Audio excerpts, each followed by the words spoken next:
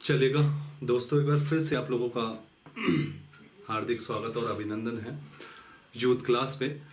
जैसा कि आप लोगों ने देखा होगा, आप लोग बार बार आपकी रिक्वेस्ट है कि सर जो इकोनॉमी है, जैसा कि आपने देखा होगा कि अपर पीसीएस का जो पेपर आया था वहाँ पे इकोनॉमी एक अच्छे स्टैंडर्ड लेवल का पूछा हुआ था और वहाँ पे मैंने आपको इंटरनेशनल संस्थाएं बताई थी, तो काफ़ी हद तक आपको उस बीच में फ़ायदा हुआ उस पेपर में।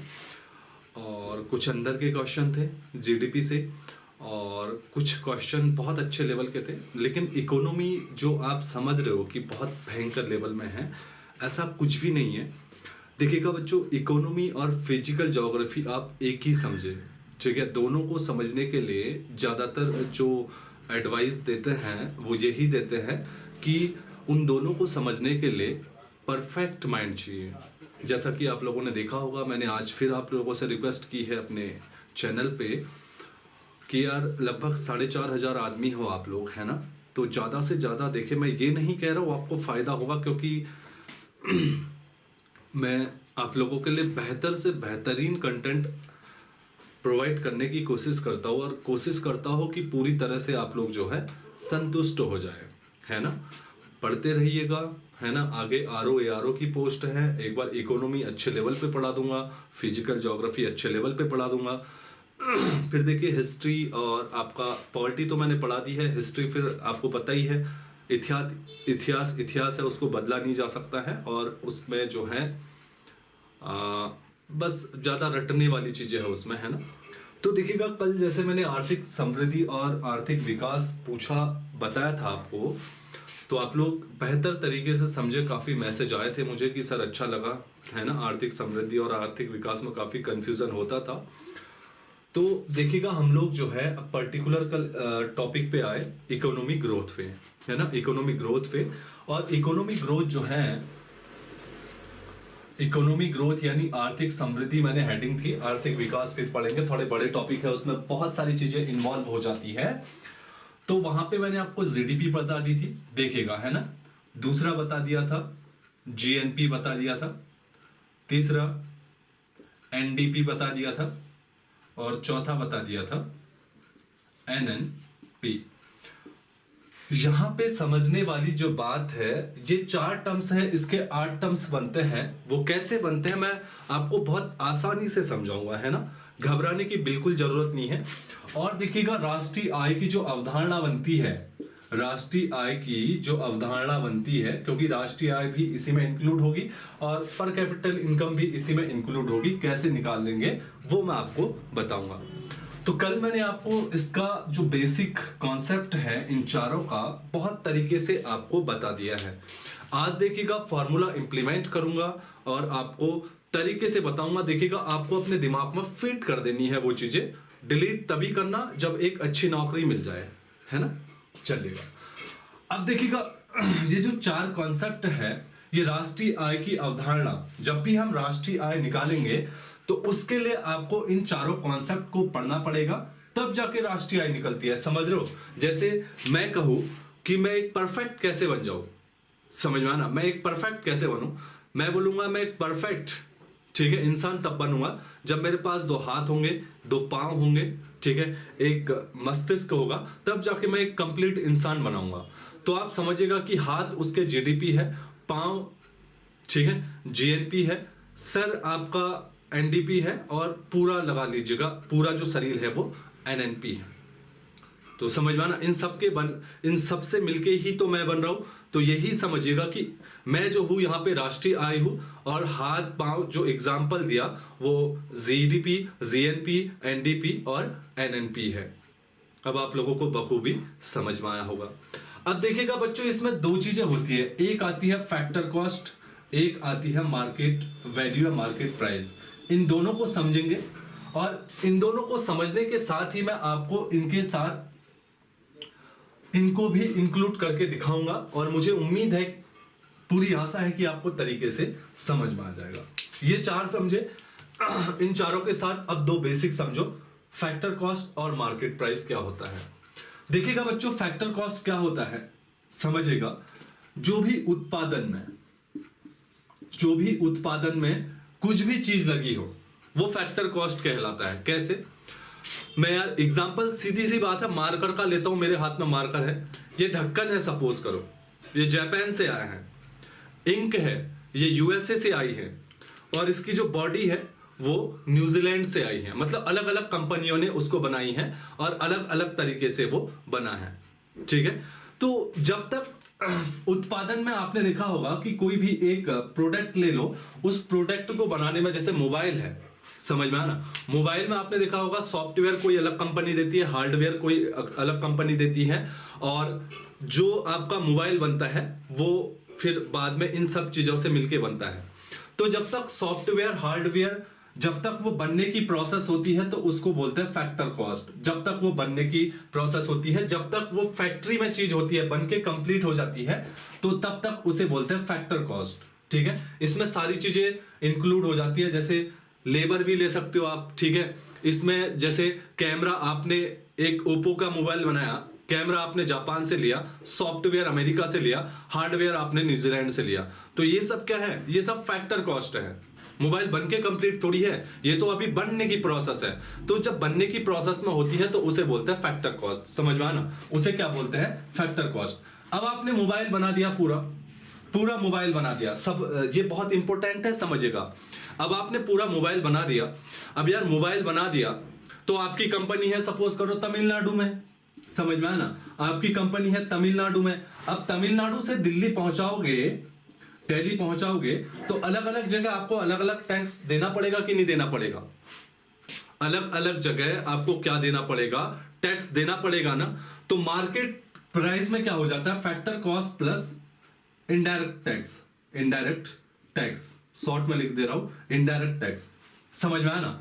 तो डेफिनेटली यार आप जब फैक्ट्री से उस आइटम को निकालोगे तो एज इट इज रेट पे थोड़ी बेचोगे, सरकार कुछ जीएसटी लगाएगी, इनडायरेक्ट टैक्स लगाएगी, जगह जगह राज्य अपना उनके कुछ टैक्स है तो वो लगाएगी, तब वो उस प्रोसेस से गुजर के होलसेलर के पास आएगी, तब जाके होलसेलर क्या होगा? अब होलसेलर ये तो थोड़ी है, फैक्ट्री वाला जो मालिक है ये तो थोड़ी है, वो ये तो इंक्लूड करेगा ही ना कि यार सरकार ने मुझ पे इतना जीएसटी लगाया है, वो सब इंक्लूड करेगा ना। तो वो सब इंक्लूड होकर जब दुकान में फाइनल वैल्यू में आपको मोबाइल मिलता है तो उसे बोलते हैं मार्केट प्राइस। याद रखिएगा फैक्टर कॉस्ट में अगर इनडायरेक्ट टैक्स इंक्लूड हो जाएगा तो वो क्या कहलाती है? Market price. समझ में आना, बेस तो फैक्टर प्राइस है। देखिएगा फैक्टर उत्पादन कॉस्ट, जब तक उत्पादित ही नहीं होगी चीज तो मार्केट में कैसे बिकेगी? तो समझ में आना, factor cost plus indirect tax, indirect tax बराबर क्या होगा? मार्केट वैल्यू या मार्केट प्राइस होता है। ये फॉर्मूला लिख लीजिएगा, factor cost plus indirect tax बराबर मार्केट प्राइस। समझ में आया अब आपको? अब देखिएगा इनमें ये इंक्लूड होता है। बच्चों अगर नहीं समझ में आया ना, वीडियो दोबारा तिबारा 4 5 6 बार देखिएगा, जो मैं समझाने की कोशिश कर रहा हूं, बहुत ही आसान किस्तों में आपको समझाने की कोशिश कर रहा हूं। अब देखिएगा यहाँ पे जीडीपी है, ये बहुत इंपॉर्टेंट चीजें हैं। 8 चीजें जो है ये इंक्लूड होती है, समझ में ना, 8 चीजें इंक्लूड होती है किसमें? जीडीपी में। 8 चीजें कौन कौन सी होती है देखिएगा। जीडीपी एज फैक्टर कॉस्ट, समझ में आया ना, जीडीपी एट मार्केट प्राइस, समझ में आया ना। फिर क्या था हमारा दूसरा? जीएनपी एट फैक्टर कॉस्ट, तीसरा जीएनपी एट मार्केट प्राइस। 4 हो गया ना, 1 2 3 4, वैसे 2 लिख रहा हूं आपको समझने के लिए आसानी होगी। फिर तीसरा आपका NDP at factor cost, NDP at market price. चौथा देखिएगा NNP eight factor cost, NNP eight market price. अब देखिएगा क्या है, बहुत तरीके से समझा रहा हूं। इन सभी को लो 8 टर्म्स ऑफ वैल्यू हो गई है, 8 टर्म्स ऑफ वैल्यू हो गई है ना। जीडीपी एज फैक्टर कॉस्ट जो है, जीडीपी एज फैक्टर कॉस्ट जो है, इसमें आप इनडायरेक्ट टैक्स जोड़ दो, इनडायरेक्ट टैक्स जोड़ दो, समझ में आना, इनडायरेक्ट टैक्स जोड़ दो। अब देखिएगा दूसरी चीज, एक चीज और होगी इसमें, समझ में आना, इनडायरेक्ट टैक्स जोड़ दो तो ये मार्केट प्राइस में आ जाएगा, समझ में आना, किस में आ जाएगा? मार्केट प्राइस में आ जाएगा। और इसी में अब जो है फैक्टर कॉस्ट थोड़ा समझिएगा, इसमें क्या होता है, थोड़ा अवधारणा अलग है। फैक्टर कॉस्ट और मार्केट प्राइस ये समझिएगा, ये बेसिक है, ठीक है। अब हमने वहां पे इनडायरेक्ट टैक्स जोड़ा प्लस फैक्टर कॉस्ट बराबर क्या बना, मार्केट प्राइस बना, मार्केट वैल्यू बनी ना। अब कुछ चीजों में क्या होता है देखिएगा, जैसे जीडीपी में और जीएनपी में, समझ में ना, जीडीपी में और जीएनपी में थोड़ा उल्टा होता है, थोड़ा उल्टा होता है समझने के लिए, इसको समझिएगा। थोड़ा क्या होता है, उल्टा होता है, लिख लीजिएगा आप लोग, है ना। उल्टा क्या होता है मैं आपको बता रहा हूं, देखिएगा। फैक्टर कॉस्ट में क्या होता है, ठीक है, फैक्टर कॉस्ट में क्या होगा देखिएगा, इनडायरेक्ट टैक्स, इनडायरेक्ट टैक्स जुड़ जाएगा, समझिएगा, बहुत इंपॉर्टेंट है। इनडायरेक्ट टैक्स जुड़ जाएगा तो क्या हो जाएगा, जीडीपी मार्केट प्राइस हो जाएगा। अरे समझो ना, अभी तो बताया मैंने, फैक्टर कॉस्ट और मार्केट प्राइस बताया तो सही। फैक्टर कॉस्ट मैंने बताया, फैक्टर कॉस्ट के बाद उसमें सरकार इनडायरेक्ट टैक्स जोड़ेगी तो वो क्या हो जाएगी, मार्केट प्राइस हो जाएगा। तो जीडीपी इज फैक्टर कॉस्ट और जीडीपी इज मार्केट प्राइस। कल के दिन में इंटरव्यू में ये क्वेश्चन हो गया कि बच्चों बताओ, आप इतने बड़े एग्जाम को क्रैक करके आए हो, जैसे लोअर पीसीएस है यार, आप ना मुझे सिर्फ एक चीज बता दो, आपका एक ही इंटरव्यू है और आप सीधे, एक क्वेश्चन है, अगर आपने बता दिया तो आप सीधे जो है इंटरव्यू में पास हो जाएंगे। क्वेश्चन है कि जीडीपी एट फैक्टर कॉस्ट और जीडीपी एट मार्केट प्राइस में क्या अंतर है। अब मैंने आपको बेसिक बता दिया, तभी बेसिक जानना बहुत जरूरी है। आपको मैंने बताया कि फैक्टर कॉस्ट क्या होता है, जो भी उत्पादन, जहां पे भी प्रोडक्ट होता है वहां पे जो भी चीजें लगी होती है, रॉ मटेरियल की कॉस्ट को जोड़ा जाता है। उसके बाद जब वो मार्केट में आता है तो सरकार तरह तरह के टैक्स लगा देती है, प्लस इनडायरेक्ट टैक्स उसमें जुड़ जाता है। जब फैक्टर कॉस्ट में इनडायरेक्ट टैक्स जुड़ जाता है तो वो क्या बन जाता है, मार्केट प्राइस बन जाता है। यही आपने कहना है, तो घबराना नहीं है। जीडीपी एस फैक्टर कॉस्ट और जीडीपी एस मार्केट प्राइस में अगर आपको लिखने के लिए आएगा तो आप सीधा लिख देना कि जीडीपी एट फैक्टर कॉस्ट में प्लस क्या करना, इनडायरेक्ट टैक्स जोड़ के क्या आ जाएगा, जीडीपी एट मार्केट प्राइस। यही सेम इसमें होगा, जीएनपी एट फैक्टर कॉस्ट और जीएनपी एट मार्केट प्राइस निकालना पड़ेगा। तो आपको क्या करना पड़ेगा, GNP S factor cost plus indirect tax बराबर क्या हो जाएगा, जीएनपी इज मार्केट प्राइस। थोड़ा हो सकता है कि थोड़ा वो हो, लेकिन समझिएगा इन चीजों को। मैंने आपको बोला ना, मैंने पसीना निकल जाता है इन टॉपिकों को पढ़ाने में, मामूली मत समझना इन चीजों को, ठीक है। सेम यहां होगा, एनडीपी फैक्टर कॉस्ट प्लस, ठीक है, NDP at factor cost plus indirect tax बराबर क्या हो जाएगा, NDP is market price. Same value यहां पे रख देना, NNP S factor cost plus indirect tax बराबर क्या हो जाएगा, एनएनपी इज मार्केट प्राइस। तो वैसे तो चार चीजें बताई, लेकिन इकोनॉमी आजकल विस्तारित होती जा रही है, तो लोग जो है नेशनल इनकम निकालने में इन 8 अवधारणाओं को क्या करते हैं, उस पैकेज में रखते हैं। तो इतनी चीजें समझ में आई तो मैं आगे बढ़ता हूं, ठीक है। नहीं आएगी बता देना, मैं दोबारा भी पढ़ा दूंगा, मुझे कोई टेंशन नहीं है, क्योंकि बच्चों मैं आपको सिखाना चाहता हूं, न कि मैं रटाना चाहता हूं। मैं आपको रटाने नहीं आया हूं यूट्यूब में, मैं आपको समझाने आया हूं, आपकी समझ विकसित करने आया हूं, ठीक है। अब देखिएगा, अब क्या है, ये बहुत इंपॉर्टेंट है, ये चीजें आप समझिएगा। जीडीपी, जीएनपी, ठीक है, एनडीपी, एनएनपी, समझिएगा यहां पे क्या है। बेसिक प्राइस, जी मतलब क्या होता है, डोमेस्टिक यानी कि घरेलू, घरेलू होता है ना, जी का मतलब, पूरे एक एक वर्ड में जाएंगे हम लोग, यहां पे जी उठाओ, यहां पे जी का मतलब होता है घरेलू, डोमेस्टिक, यानी कि भारत की सीमा के अंतर्गत। मैंने कल भी बताया था ना बेसिक कॉन्सेप्ट, इसलिए थोड़ा आज थोड़ा डीप उठा रहा हूं। भारत की भौगोलिक सीमा के अंतर्गत जो भी वस्तुओं का अंतिम उत्पादन होगा वो क्या होगा, डोमेस्टिक यानी कि घरेलू होगा। ये आप एग्जामिनर को बता देना अगर डी का मतलब पूछेगा। सॉरी, जी का मतलब तो ग्रॉस हो गया, यहां पे ये डी हो जाएगा, चलो कोई बात नहीं, डी मतलब डोमेस्टिक हो गया, जी का मतलब हो गया ग्रॉस, GROSS। ग्रॉस क्या होता है देखिएगा, ग्रॉस मतलब कुल होता है, ग्रॉस का मतलब यहां पे टोटल से मतलब होता है, याद रखिएगा। इसका मतलब क्या होता है, टोटल से मतलब होता है। यहाँ पे ग्रॉस का मतलब टोटल से होता है, समझ में आना। ग्रॉस का मतलब टोटल से हो गया, और डी का मतलब किससे हो गया, डोमेस्टिक से, उसकी भौगोलिक सीमा के अंतर्गत उत्पादित। पी मतलब क्या हो गया, प्रोडक्ट, समझेगा। पी का मतलब होता है, यहां पे लिख देता हूं, प्रोडक्ट, यानी कि जो उत्पादन हो रहा है। अगर इन दोनों में अगर पी नहीं है तो कोई फायदा ही नहीं है, क्योंकि प्रोडक्ट हो ही नहीं रहा है, समझ में आना। तो यहां पे पी का मतलब क्या होता है, प्रोडक्ट यानी कि उत्पादन। तो यहां पे जीडीपी का अगर फुल फॉर्म बताया जाए, जी मतलब ग्रॉस मतलब टोटल हो गया, डी मतलब डोमेस्टिक मतलब एक भौगोलिक सीमा के अंतर्गत उत्पादित वस्तुओं का मूल्य हो गया, डोमेस्टिक सीमा हो गई। और पी का मतलब क्या होगा, प्रोडक्ट मतलब उस डोमेस्टिक सीमा में उन उत्पादों, उन प्रोडक्ट का उत्पादन करना। तो यहाँ पे जीडीपी का मतलब क्या होता है आप समझ गए।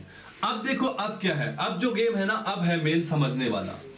अब यहां पे देखो जीडीपी और जीएनपी, जीडीपी एंड जीएनपी, जी सेम है दोनों में, पी सेम है दोनों में।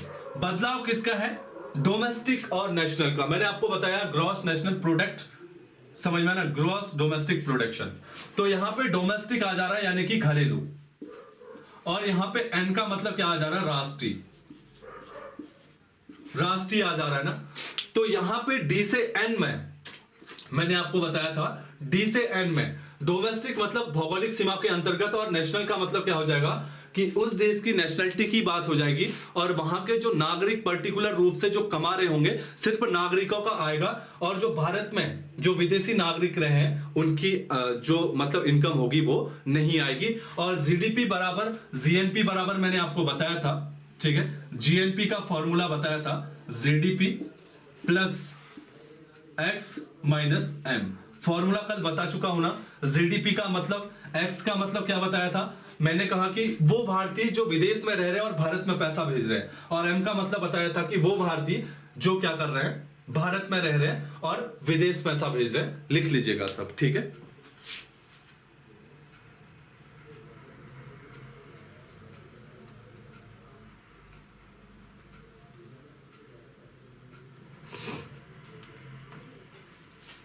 समझ में आया ना, इतना समझ में आया। अब देखिएगा यहां पे जो दूसरी चीज है, एन एन, ठीक है, ठीक है। अब देखो यहां पे, अब देखो यहां पे क्या होगा, दूसरा फॉर्मूला सीखो, ठीक है। जी एन पी से एनडीपी बताना है, जीडीपी से, ठीक है, एनडीपी बनाना है। तो यहां पे तो ठीक है, ये डोमेस्टिक हो गया, ये नेशनल हो गया, यहां पे ग्रॉस हो गया, ये नेट हो गया। अब तो बदल गया ना, पहले तो जीडीपी जीएनपी थी, यहां पे डी और एन का अंतर हो रहा है। अब यहां पे जीएनपी और एनडीपी है, और यहां पे तो आप समझ गए हो एन और डी को कैसे चेंज करना है। अब देखिएगा यहां पे जी और एन को कैसे करना है। इसका मतलब होता है ग्रॉस, समझ में आना, और इसका मतलब होता है नेट। इसका मतलब होता है ग्रॉस और इसका मतलब नेट होता है। ग्रॉस में याद रखिएगा, ग्रॉस में मूल्यह्रास, मूल्यह्रास कल मैंने आपको बताया था, ग्रॉस में मूल्यह्रास माइनस कर दोगे तो क्या निकल जाएगा, एन निकल जाएगा। यानी कि जीएनपी और से एनडीपी आपको बनाना है, समझेगा। जीएनपी से एनडीपी बनाना है तो पहले तो आपको जी में से एन निकालने के लिए क्या करना पड़ेगा, मूल्यह्रास घटाना पड़ेगा, तो यहां पे एन आ जाएगा। फिर एन से डी करना है तो क्या करना पड़ेगा, एक्स माइनस एम करना पड़ेगा। समझ में आना, क्या करना पड़ेगा, एक्स माइनस एम करना पड़ेगा। थोड़ा डरो मत यार, मुझे समझ में आ रहा कि आप लोग डर रहे होंगे ये पढ़ने, टफ तो है ही, हल्का है ना, बिल्कुल पसीना निकल जाता है। देखो जीडीपी और जीएनपी का मतलब समझ गए, यहां पे सिर्फ डी और एन का चेंज करना है। डी और एन का मतलब मैंने आपको बताया था डोमेस्टिक और नेशनल। मैंने कहा अगर नेशनलिटी की बात आ जाएगी तो जो भारत में पैसा कमा रहे हैं उनको माइनस कर देंगे, और जो भारत विदेश से पैसा भेज रहे हैं उनको क्या कर देंगे, प्लस कर देंगे, तो वो क्या आ जाएगा, जीएनपी आ जाएगा। अब देखिएगा जीएनपी से एनएनपी कैसे बनेगा, सॉरी जीएनपी से सपोज करो जीडीपी कैसे बनेगा। थोड़ा मूंछ बड़ी है ना तो यार दाढ़ी, उसकी वजह से बीच बीच में खुजली भी लग जाती है ना, क्या करूं, इसके लिए माफी भी चाहता हूं मैं। विदाउट बीएड आज तक रहा ही नहीं, बहुत कम, जब से बीएड लॉकडाउन से एक ऑयल आया, मैं वो भी बता देता हूँ आपको, है ना, किसी का शौक होगा। बीएलडो ऑयल आया था, ठीक है, उससे काफी ग्रोथ हो गया था। 2020 से पहले मेरी फोटो देखना, लॉकडाउन से पहले, अगर आप कभी प्रोफाइल में जाओगे तो, और अब देखना, ठीक है। तो उसकी वजह से थोड़ा हो ही जाता है ना, इसके लिए माफी चाहता हूं, ठीक चलेगा। जीडीपी से जीएनपी जाना, देखो जी से एन, अब एन से डी तो आपको समझ में आ गया, एक्स माइनस एम करना है। अब जी से एन में क्या करना है, जी का मतलब होता है ग्रॉस, समझ में आना, और एन का मतलब होता है नेट। जब भी नेट से ग्रॉस जाना होगा तो आपको क्या करना पड़ेगा, मूल्य ह्रास करना पड़ेगा, यानी कि जीडीपी और जीएनपी में करना, कन्वर्ट करना पड़ेगा। तो जीएनपी बराबर क्या हो जाएगा, GNP plus X minus M, देखिएगा एक्स माइनस एम माइनस मूल्य ह्रास, माइनस मूल्य ह्रास, तरीके से सोचेगा, जिसकी मैथमेटिक्स अच्छी है वो भी, और हो माइनस मूल्य ह्रास बराबर क्या हो जाएगा, एनडीपी हो जाएगा, हो जाएगा ना, एनडीपी हो जाएगा। यही तो मैंने आपको बताया था।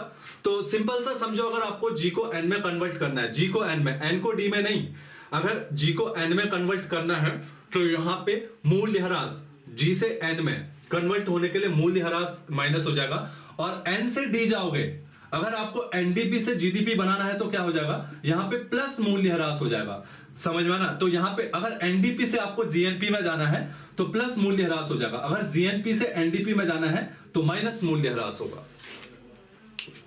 थोड़ा तरीके से समझिएगा, कल से बताते आया हूं मैं आपको, ठीक है।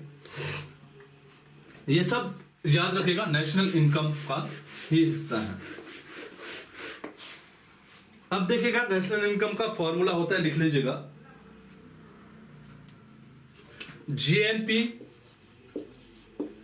GNP factor cost, factor cost समझ गए ना, जीएनपी फैक्टर कॉस्ट माइनस मूल्य ह्रास, माइनस मूल्य ह्रास बराबर एनएनपी, बराबर एनएनपी एट फैक्टर कॉस्ट, हाँ NNP eight factor cost, NNP eight factor cost. ये जो है इससे नेशनल इनकम निकलती है, इस फॉर्मूले से।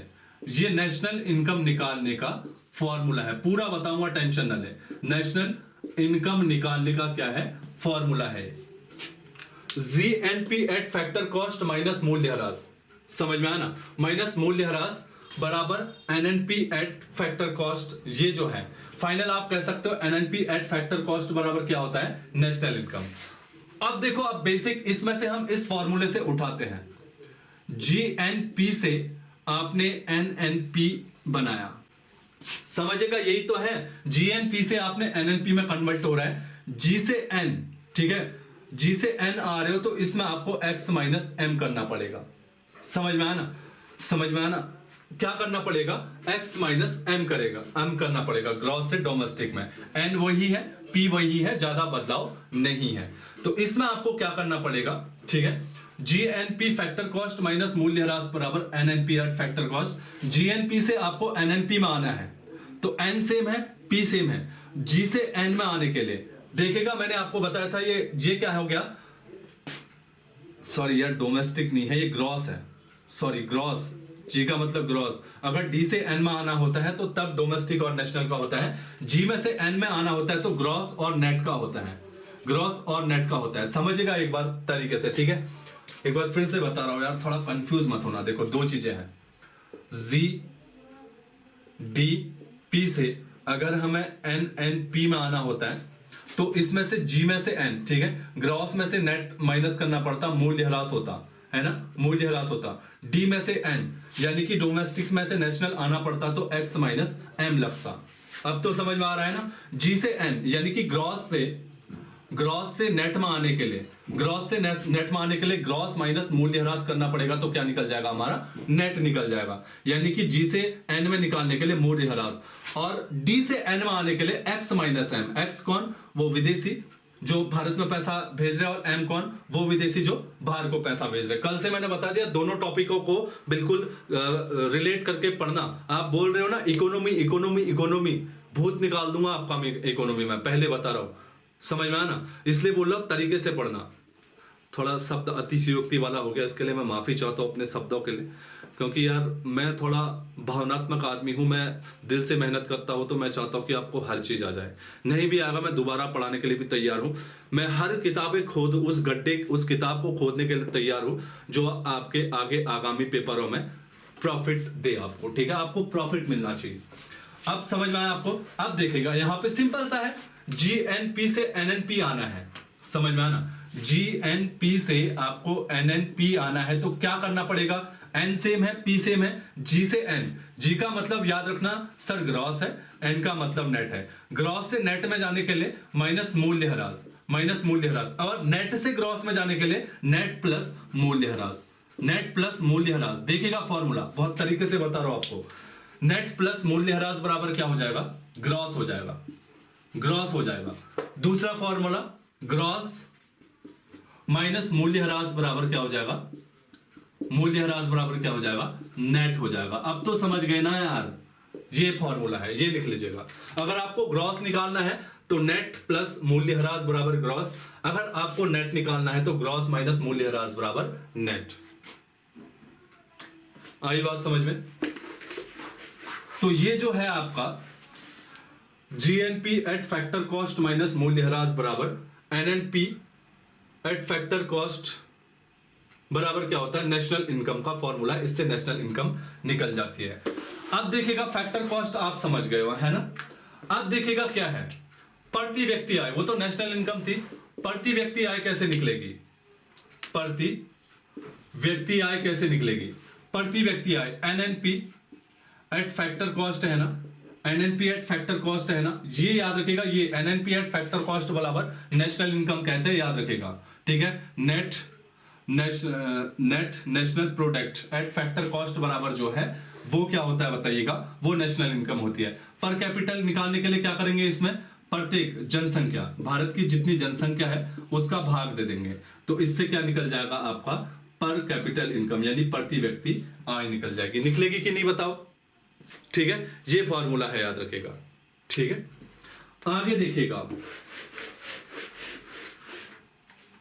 देखिएगा मैं आपको बता रहा हूं, एक चीज और बता रहा हूं जाते जाते, जीडीपी दो पैमानों पे होती है, जीडीपी जो दो पैमानों में होती है, एक तो होती है वास्तविक, लिखेगा, एक नाम मात्र की होती है, एक होती है रियल, एक होती है नाम मात्र की, एक होती है रियल या वास्तविक। दो प्रकार की जीडीपी होती है, लिख लीजिएगा फॉर्मूला, मैं पानी पी लेता हूं, है ना।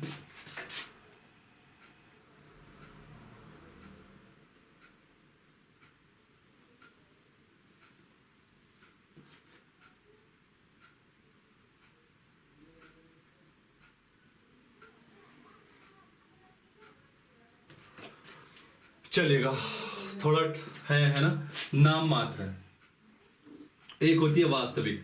क्या होती है नाम मात्र की जीडीपी, क्या होती है वास्तविक जीडीपी की, ये इसका नाम मात्र का मतलब होता है नॉमिनल, नॉमिनल जीडीपी, ठीक है। वास्तविक का मतलब होता है रियल जीडीपी। क्या होता है, मैं एक फॉर्मूले के तहत बता रहा हूं, ठीक है। सपोज करो कि 2009 में, ठीक है, 2009 में सेब का मूल्य 50 किलो, 100 किलो सेब का मूल्य जो था 5 रुपए था 2009 में, ठीक है। समझिएगा, बहुत इंपॉर्टेंट है। 2009 में 100 किलो हमने उत्पादित किया पूरे भारत ने, और उसका प्राइस था 5, तो कितना हो गया 500, तो 2009 में क्या हो गया 500, समझ में आया ना। अब हम 2022 में आए, 2022 में क्या हो गया, हमने सेब तो 100 ही किए और उसकी जो वैल्यू हो गई वो कितनी हो गई 10, समझ में आना, उसकी वैल्यू हो गई 10 1 किलो का, तो ये कितना हो गया 1000 रुपए। अब देखिएगा क्या है, 2009 में हमने 500 निकाला और 2022 में हमने 1000 निकाला, वृद्धि हो गई भाई, हम अमीर हो गए, बधाई हो आपको, है ना। एक्चुअल में देखिएगा प्रोडक्ट यानी उत्पादन तो 100 किलो का ही था ना, उत्पादन 2022 में भी 100 किलो का था और 2009 में भी 100 किलो का था।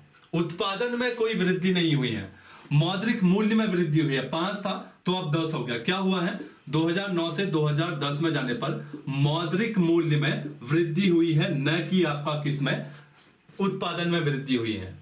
तो ये जो मौद्रिक मूल्य में वृद्धि हुई है, ठीक है, 500 से 1000 हुआ है, तो 500 रुपए की जो मौद्रिक मूल्य में वृद्धि हुई है इसे बोलते हैं नाम मात्र जीडीपी। क्या बोलते हैं, नाम मात्र जीडीपी। अब देखिएगा क्या है, समझ में आना। अब देखिएगा क्या है, उस टाइम पे भी 100 किलो सेब उत्पादित किया, इस टाइम पे भी 100 किलो सेब उत्पादित किया, तो हमने किया तो 100 केजी ना, प्रोडक्ट या प्रोडक्ट जो क्वांटिटी है उसमें बढ़ोतरी तो नहीं की ना, मौद्रिक मूल्य को रहने दो, हमने उत्पादन में तो वृद्धि नहीं की ना, तो उत्पादन में वृद्धि नहीं की है, उत्पादन वही है, तो ये क्या हो गया, वास्तविक जीडीपी यानी कि रियल जीडीपी। आ रहा समझ में? ठीक है, आपसे कभी इंटरव्यू में पूछा जा सकता है नॉमिनल जीडीपी क्या है और वास्तविक जीडीपी क्या है, तो आप आसानी से बता सकते हो। ठीक है, इतना आया समझ में? अब देखिएगा जीडीपी निकालने के तीन प्रकार से जीडीपी निकाली जाती है। सॉरी, राष्ट्रीय आय निकालने की 3 विधियां है, पूछा जा सकता है। पहली है आय विधि, लिखेगा, पहली है आय विधि। दूसरी लिखेगा उत्पादन विधि।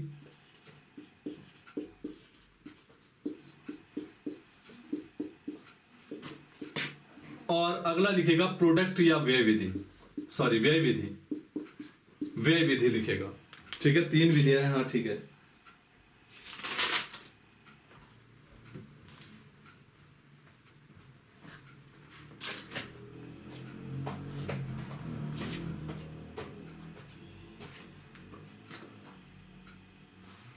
आय हो गया, सॉरी उत्पादन की जगह मूल्य विधि लिखेगा, मूल्य विधि, आय विधि, मूल्य विधि।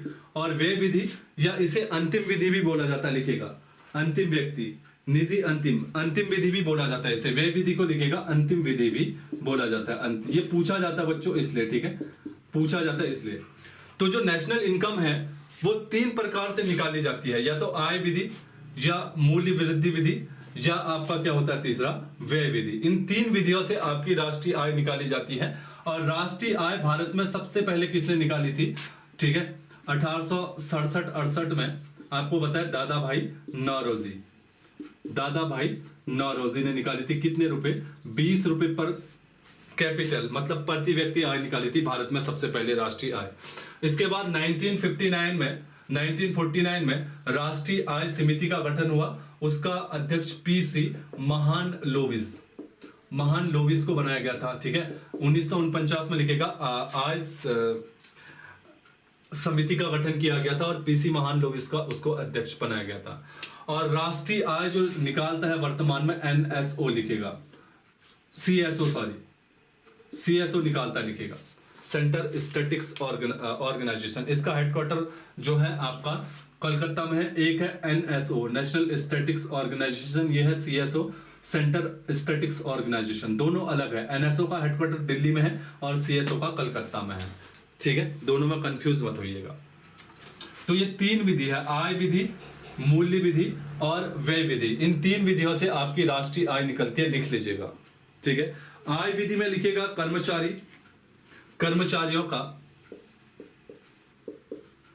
कर्मचारियों से लगान, श्रम, ब्याज, समझ में आना, लिखेगा। आय विधि में क्या क्या इंक्लूड किया जाता है? जब भी राष्ट्रीय आय विधि से निकाली जाती है तो इसमें कर्मचारियों को इंक्लूड किया जाता है। उनसे जो लगान यानी कि उनको जो वेतन दिया जाता है, उनसे जो श्रम किया जा रहा है, उनको जो ब्याज या ब्याज पैसे में दिया जा रहा है, ब्याज लिखेगा।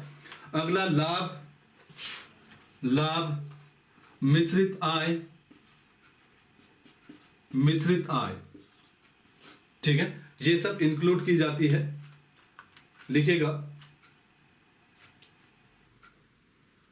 अप्रत्यक्ष कर हो गया, ठीक है, और माइनस सब्सिडी होता है, आर्थिक सहायता बराबर जीडीपी एट मार्केट प्राइस होता है। ठीक है, इसमें से क्या कर दोगे, जीडीपी एट मार्केट प्राइस में से आप आर्थिक सहायता, अप्रत्यक्ष कर को माइनस और आर्थिक सहायता को प्लस, अप्रत्यक्ष कर को माइनस, इनडायरेक्ट टैक्स को माइनस और सब्सिडी यानी कि आर्थिक सहायता को प्लस कर दोगे तो क्या निकल जाती है, एनएनपी एट फैक्टर कॉस्ट। देखिएगा, जीडीपी मार्केट प्राइस से एनएनपी फैक्टर कॉस्ट आपको बनाना है तो क्या होना पड़ेगा, GDP at market price minus indirect tax plus subsidy बराबर एनएनपी एट फैक्टर कॉस्ट। और यहाँ पे जीडीपी मार्केट प्राइस में क्या लिया जाता है आय विधि में, लगान, श्रम, ब्याज, लाभ, मिश्रित आय।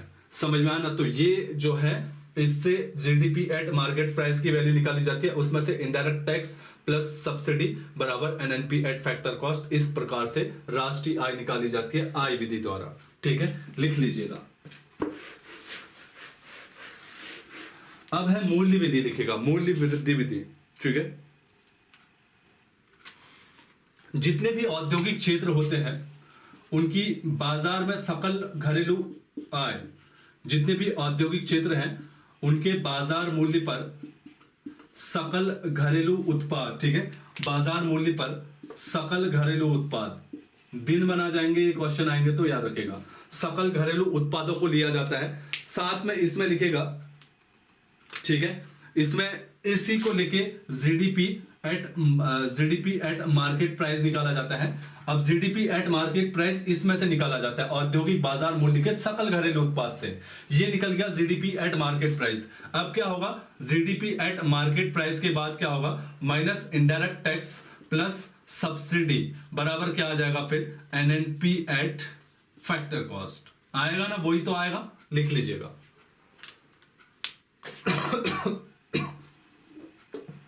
व्यय विधि, अंतिम व्यय विधि है।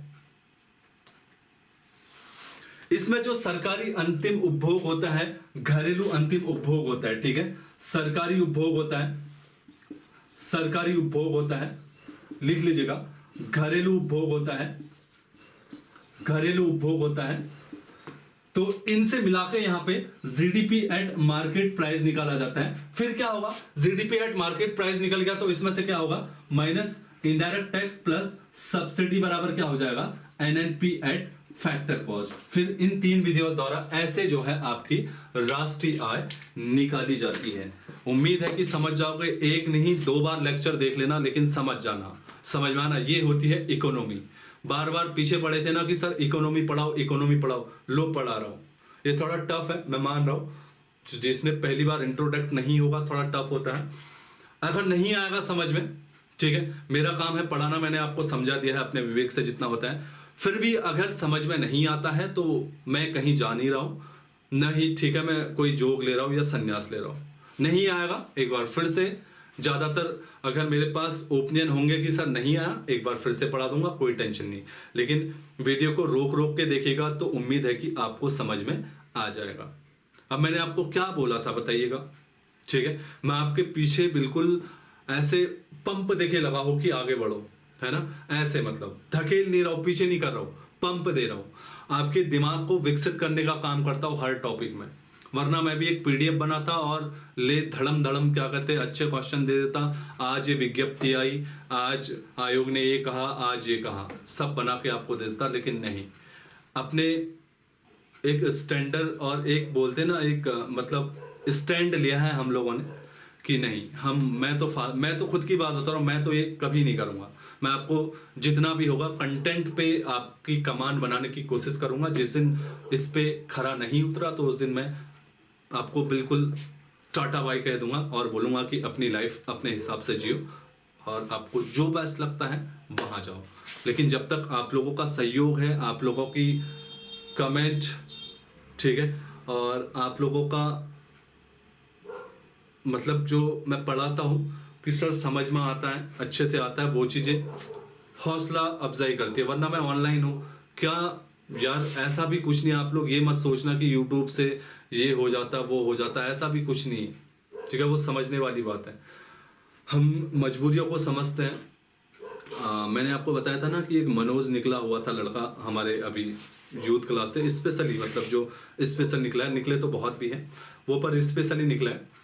वो बच्चा जो है, ठीक है, आबकारी में उसका पेपर हुआ था, रात को 2 बजे फोन आया था और मैं 2 बजे उठा हुआ था, तो बिल्कुल टूट गया था क्योंकि गांव का बच्चा है ना, तो डेफिनेटली माहौल भी नहीं था गांव में, बिल्कुल टूटा हुआ था। और उसका फोन आया कि सर मैं बिल्कुल टूट चुका हूं, मैं तैयारी नहीं कर रहा हूं। और उसी रात मैंने उसको हौसला दिया कि मनोज, जिंदगी में ना हारना कायरों का, बुजदिलों का काम होता है। विजेता जो होता है गलतियों से सबक लेके आगे के युद्धों की तैयारी करता है। तो वो दिन का कोड था और आज उसका निकल गया है, ठीक है, प्योर सिलेक्शन हुआ है। आगे भी उसके सिलेक्शन होंगे। जितने भी बच्चे जिनका भी सिलेक्शन हो रखा है मेरे से या मेरे जो ऑफलाइन कोचिंग के माध्यम से, उनसे मैं यही कहना चाहता हूँ कि तैयारी निरंतर रखते रहिएगा। क्या पता कब जिंदगी में अच्छा मुकाम मिलने का होगा तो जरूर मिलेगा। कई लोग ऐसे होते हैं, आपने देखा होगा हमारे साथ के 2018 बैच के वीपीडीओ, बहुत सारे ऐसे लोग हैं जो तैयारी छोड़ देते हैं, है ना। चीज़ें बर्डन होती है तो एक बार जॉब लगती है तो सोचते कि अपनी आसान सी ज़िंदगी जियो। मेरे साथ भी यही हाल होता है। कई बार बहुत सारे लोग हो गए हैं आसपास वाले, मेरे खुद घर वाले, रिश्तेदार, तो बोलते हैं यार सब क्या पढ़ाना पुढ़ाना, क्या लिखा है बताओ इस पे, अपना आराम से अपना लाइफ स्टाइल जियो, आराम से करो, है ना, खाओ पियो, मतलब जो भी है अपने को समय दो, सब चीज़ दो। मेरे पास समय नहीं हो पाता किसी के लिए। मतलब आप ये यकीन करो कि बहुत सारे लोगों का कई बार ऐसा होता है, लापरवाही भी हो जाती है यार, इतना हो जाता तो कई बार हो जाता है ना, मिस दिमाग से हो ही जाता है जब इतनी चीज़ करते हो। तो बहुत सारे लोगों की शिकायत रहती है। तो देखो मैं उतना मैटर नहीं करता हूँ, मैं उनसे, उनको भी पता है कि हाँ यार बंदा अभी भी लगा है अपनी तैयारी में, तो फिर वो भी अपनी बातें दबा देते हैं।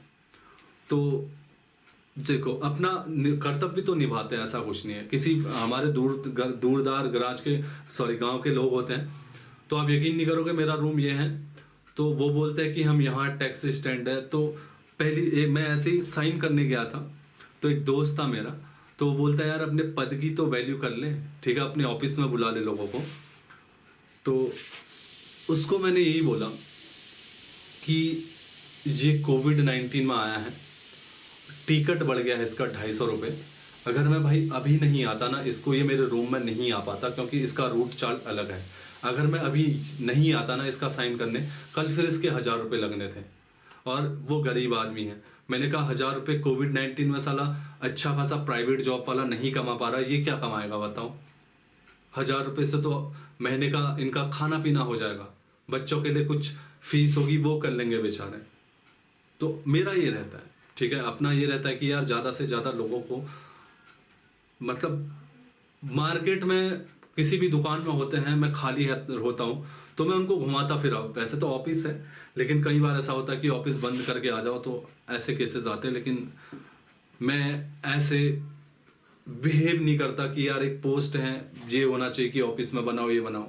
लोग इसको हल्के में भी ले लेते हैं, कहीं मैंने देखा वो अच्छाइयों का फायदा भी उठा लेते हैं। ऐसा अभी आप आओगे इस पोस्ट में तो आपको खुद ही लग जाएगा, वो फायदा उठाने लग जाते हैं, फिर समझ में आया ना। तो ऐसे लोगों के लिए भी क्या कहते हैं, आपका ऑफ रूट होना चाहिए। अगर जो आपको लगता है कि हाँ ऐसा कर रहे हैं, तो फिर उसके लिए उसी के तरह से ट्रीट करो, फिर वो समझ जाए कि इंसानियत क्या होती है। हम तो हैवानियत में आ रहे हैं ना। तो मैं आपसे यही कहूँगा यार, अच्छे रास्ते पे चलो, है ना, अच्छा पढ़ो, अच्छा करो, और लाइफ में कुछ बन के दिखाओ, है ना। तो मैं पहले भी कहते आ रहा हूँ, अभी भी कहते आ रहा हूँ, ठीक है, जिंदगी दोबारा नहीं मिलती है, एक ही बार मिलती है। एडिशन एक बार बना था ना, गया ना, दोबारा तो एडिशन कोई नहीं आया ना। तो यही मैं कहना चाह रहा हूँ, एक ही बार लाइफ मिलती है, उस जिंदगी में कुछ कर गुजरो। आरो यारो की पोस्ट आने वाली है, मैं बिल्कुल आपको पंप देने वाला हूँ, क्योंकि मैं भी तैयारी कर रहा हूँ, ठीक है, मेंस की। तो आज कल और आज छुट्टी थी, तो मैंने काफ़ी कवर किया अपना कोर्स, और मुझे बहुत पॉजिटिव भी लगा कि यार हाँ अच्छा हुआ, क्योंकि मेंस का सिलेबस लेके पीसीएस जो है उसको लेके मैंने दिन में पढ़ा, ऐसे बनाए, ऐसे राइटिंग की और कंटेंट तैयार करा, तो काफ़ी अच्छा लगा, है ना। तो होना ना होना तो देखो वो अलग बात है, लेकिन अपना एफर्ट तो कर ही सकते हैं ना। तो जो भी होगा बाद में मैं आपको लिए क्लास लेके आऊँगा, टेंशन ना ले। आरो यारो आने दो। अब जो ये प्री होगा, प्री के लिए कॉन्सेप्ट याद रखेगा, इकोनॉमी बहुत ज़रूरी है, उसमें 100 नंबर का ऑब्जेक्टिव होता है, उसी को मद्देनजर रखते हुए मैं इतनी डीपली पढ़ा रहा हूँ आपको। और उम्मीद करो कि बहुत डीप पढ़ाऊंगा मैं आपको, ठीक है। उम्मीद पूरी रखो कि सर बिल्कुल यूकेपीएससी तक, मेंस तक करवा देंगे हमारा, मैं बिल्कुल करवा दूंगा, टेंशन ना ले। लेकिन जो स्टार्ट से लगा है ना बच्चा, बहुत सारों ने कहा था कि इकोनॉमी कहीं नहीं मिलती है, कहीं नहीं मिल रहा है, हमारा वीक चल रहा है। अब इकोनॉमी मैंने आपको बोला था हफ्ते में 2 दिन चलेगी, तो 2 दिन चलेगी, ठीक है। और जल्दी भी कवर करवाने की कोशिश करूंगा। ये थोड़ा लेंथी है, इधर पे रुक रहे हो तो ये थोड़ा लेंथी है, समझ में आना, इसलिए इसको थोड़ा समझने वाली चीज़ है। यहाँ से क्वेश्चन आता है तो बच्चा फंस जाता है, तो ये समझने वाली चीज़ है, इसको समझना।